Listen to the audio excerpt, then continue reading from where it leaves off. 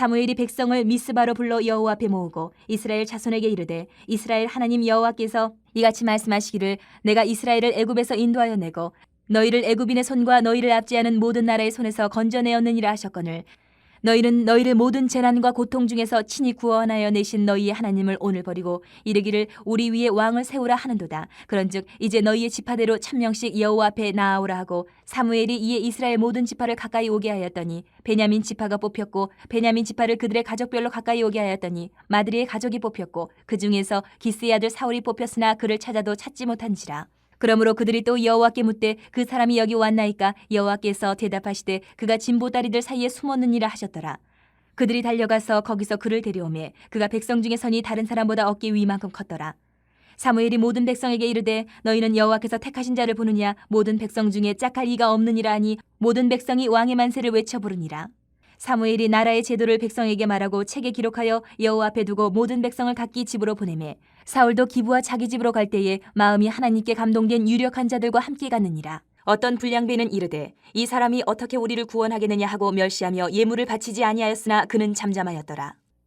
세상에서 일어나는 모든 일들은 우리 사람이 다 알 수가 없습니다. 미리 알 수가 없어요. 왜냐하면 세상에 일어나는 일들이 우리 사람의 뜻대로 이루어지지 않기 때문에 그렇습니다. 그래서 역사를 보면 오늘 본문에도 나온 것처럼 마치 인간들이 제비를 뽑아서 결정하는 것 같이 불확실한 미래예요. 예측할 수가 없는 미래죠. 요즘에 뉴스를 보면 좀 크게 나온 뉴스 중에 하나가 여러분 가상화폐라고 들어보셨죠? 가상화폐가 처음에 시작됐을 때는 엄청나게 그냥 갑작스레 졸부가 생기고 이런다 그러더니 지난주에는 갑작스럽게 졸부가 아니고 쫄딱 망하는 사람들이 생겼어요. 네. 이런 것처럼 미래를 알 수가 없는 거예요. 인간의 미래는 우리가 사람이 예측할 수 없는 것이 사람의 미래고 세계의 역사라는 거죠. 그럼에도 불구하고 성경을 보면 하나님의 말씀은 이렇게 역사가 우리 인간들이 볼 때는 아무런 계획도 없고 의도도 없고 이런 것 같은데 성경은 그것이 다 하나님의 계획과 의도가 있어서 우연히 이루어지는 것이 아니다라고 증거를 하고 있어요. 우리가 볼 때, 인간이 볼 때는 예측할 수 없고 우연히 이루어지는 것 같고 그런데 그 역사의 배후에 성경은 하나님이 계셔서 하나님 당신의 선한 뜻에 따라서 역사를 이루어가고 계시다라고 증거를 하고 있어요. 오늘 우리 본문에서 나누어 읽은 것처럼 이스라엘의 초대 왕으로 사울이 뽑힘을 받은 이 본문 말씀에서 우리는 그런 하나님의 역사를 보게 됩니다. 인간은 역사의 주관자이신 하나님의 이런 역사하심을 깨닫고 순종해야 하는 거죠. 하나님이 역사의 주관자이시다라는 것을 우리가 알고 그 하나님의 권위에 순종하는 우리가 돼야 됩니다. 바른 길을 가는 성도가 돼야 된다는 거죠. 오늘 그래서 역사의 주관자 되신 그 하나님을 우리가 살펴보면 좋겠어요.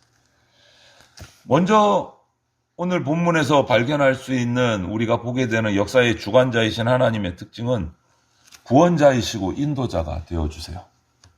이스라엘 백성이 왕을 구합니다. 그래서 이스라엘의 초대 왕을 세우려고 할 때 사무엘 선지자는 하나님의 말씀에 순종해서 백성들에게 하나님의 말씀을 전했습니다. 그 내용이 뭐냐 하면 너희들 지금 왕을 세워달라고 하는데 지금까지 하나님께서 우리 이스라엘을 애굽에서 구원하셔서 그 길을 인도하셔서 가나안 땅을 허락해 주시고 압제하는 모든 나라들 가운데 지금까지 지켜주시고 구원해 주셨다라는 거예요. 이 말은 뭡니까? 하나님께서 이스라엘의 왕으로서 통치자로서 그 역할을 정말 충실하게 감당해 주셨다라는 거예요. 지금까지. 하나님께서 우리의 왕이시다라는 거죠. 이처럼 하나님이 역사하시는 것을 이스라엘과의 언약을 지키신 것을 지금까지 틀림없이 해오셨다라는 것을 얘기를 했어요. 그런데 이스라엘 백성은 그럼에도 불구하고 하나님의 인도하심, 하나님의 구원하심, 그 은혜에 감사하지 않고 오히려 이방 나라들과 같이 왕을 세워서 우리를 다스리게 해달라. 요구를 합니다. 하나님께 이것은 범죄하는 거예요. 하나님을 거부하는 거예요. 우리끼리 살아보겠다라는 거예요. 그들이 이렇게 인간의 왕을 세워달라고 요구한 것은 역사의 주관자 되시는 하나님을 온전하게 믿지 않았다는 불신앙의 증거가 되는 거예요. 이 모습은 오늘 우리에게도 똑같이 적용이 될 수 있습니다. 똑같이. 그래서 하나님께서는 이스라엘 백성에게 왕을 세우시기 전에 사무엘 선지자를 통해서 그런 이스라엘의 범죄함을 경고도 하셨고 스스로 자기의 죄악이 이렇다는 것을 깨닫게도 하셨어요. 하나님의 구원도 체험을 했고 하나님의 인도하심도 수없이 체험을 한 이스라엘이 그럼에도 하나님을 의지 않고 새로운 인간의 왕을 요구하는 것은 범죄다라고 말하는 거예요. 불신앙의 소치다. 오늘 우리에게도 똑같이 적용됩니다, 여러분. 하나님이 나를 인도하시고 우리 인생을 구원하시고 지금까지 이끌어 주신 것을 잊고 내가 의지할 새로운 존재를 찾는 거예요. 어떤 존재요? 눈에 보이는 존재. 왜 그렇습니까? 항상 우리를 인도하시지만 하나님은 눈에 보이지 않기 때문에 우리가 그 하나님의 실체를 잊을 때가 너무 많고 어떤 경우에는 믿지 못할 때가 너무 많은 거예요. 그냥 우연히 내 인생이 이렇게 흘러왔다라고 착각하는 거예요. 그래서 눈에 보이는 것을 찾는 거예요. 우상을 만들어서 그게 자기 신인 양 섬기기도 하고 눈에 보이니까. 이것이 타락한 범죄에 빠져있는 우리 인간의 본성이에요. 눈에 보이는 것, 내 손에 잡히는 것, 내가 계산할 수 있는 것, 내가 예측할 수 있는 것. 그것만 믿는 거예요. 그러나 우리 성도는 그리스도인은 믿음의 눈으로 봐야 됩니다. 육신의 눈이 아니고 믿음의 눈. 그래서 성경은 믿음을 뭐라고 표현합니까? 믿음은 바라는 것들의 실상이요 보지 못하는 것들의 증거다. 이렇게 말해요. 믿음을 이렇게 얘기하잖아요. 바라는 것들의 실상이요 보지 못하는 것들의 증거다. 손에 잡히지 않는 거예요. 눈에 보이지 않는 거예요. 믿음은. 그것을 억지로 손에 잡히는 것으로 눈에 보이는 것으로 만들려고 하면 하나님을 거부하게 되고 범죄하게 되고 우상숭배가 되는 거예요. 성경은 분명히 이렇게 말하고 있어요. 믿음에 관해서. 바라는 것들의 실상이고 보지 못하는 것들의 증거다. 인간의 눈으로 보이지 않고 인간의 손으로 잡히지 않는다라는 거예요. 이렇게 말했음에도 불구하고 우리는 정반대로 가는 경우가 있다는 거예요. 오늘 이스라엘이 왕을 구하는 것처럼, 인간 왕을 구하는 것처럼. 하나님에 대한 믿음은요, 손에 잡히지 않는 겁니다. 눈에 보이지 않는 겁니다. 보이는 것을 근거로 삼는 것이 믿음이 아니다라는 거예요. 그러므로 성도된 우리들은 하나님이 보이지 않지만 우리의 구원주 되시고 인도자 되심을 확실하게 믿어서 언제나 하나님만 의지하고 순종하는 자가 되어야 된다. 그래야 범죄하지 않을 수 있다라는 거예요. 또 한 가지 역사의 주관자이신 하나님의 특성을 오늘 발견하는 것은 본문에서 역사의 결정자이시다. 결정자. 하나님께서 이스라엘 백성에게 왕을 세워주실 때 사용한 방법이 뭡니까? 제비뽑기예요. 제비뽑기. 그런데 이 제비뽑기 전에 하나님께서는 사무엘을 통해서 이미 사울을 만나시고 사울에게 이스라엘 왕으로 지도자로 세울 것이라는 걸 다 이야기해 주셨어요. 사울은 그런데 아무에게도 말하지 않고 자기만 알고 있어요. 아무도 몰라요. 하나님 알고 사무엘 알고 자기만 아는 거예요. 그런데 이것을 하나님이 말씀해 주셨으니까 그냥 모든 백성들이 보는 앞에서 사울을 불러내서 왕으로 삼는다. 이렇게 할 수도 있었습니다. 그런데 그렇게 하지 않으신 것은, 제비뽑기를 사용하신 것은 모든 이스라엘 백성이 사울이라는 인물이 이스라엘의 왕이 된 것에 대해서 이의를 갖지 않게 하기 위해서.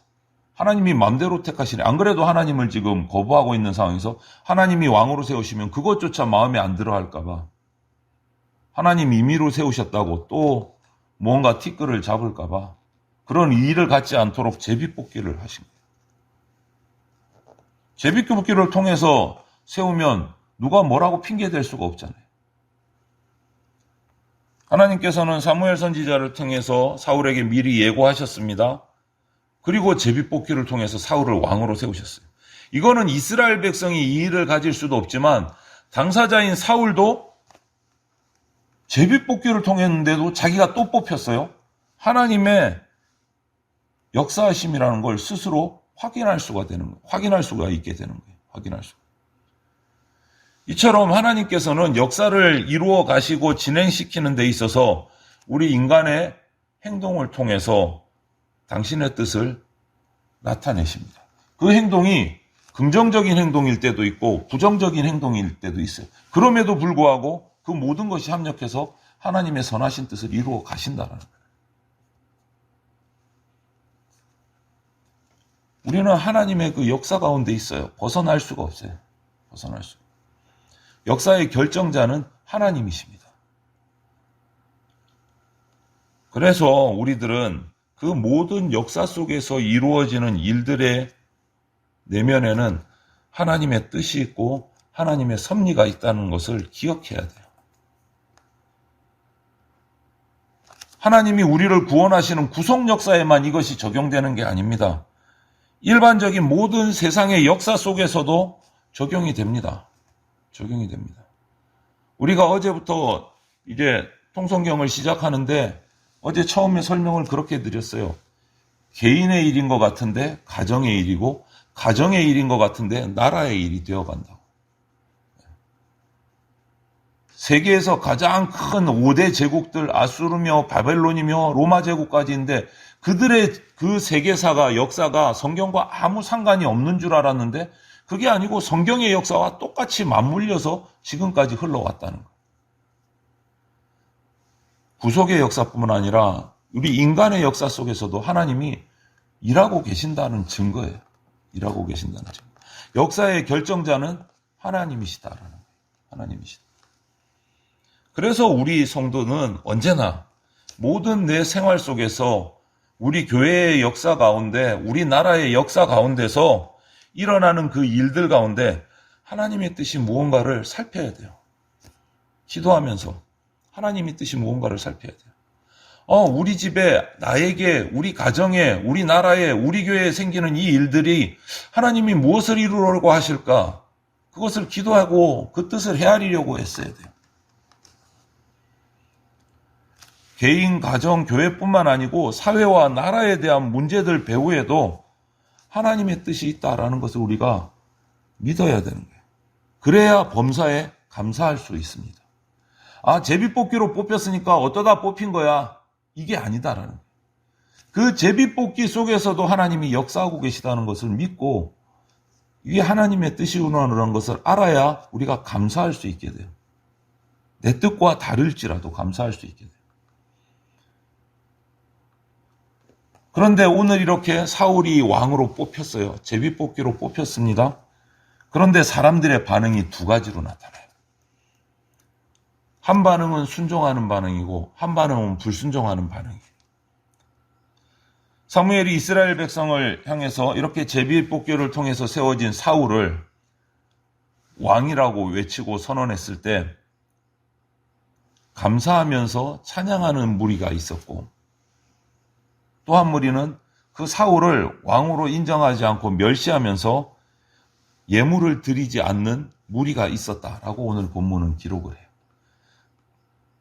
전자는 하나님께서 자신들에게 왕을 주신 데 대한 감사와 기쁨으로 표시를 했고 후자는 하나님의 역사를 인식을 하지 않고 불평과 불만을 터뜨렸어요.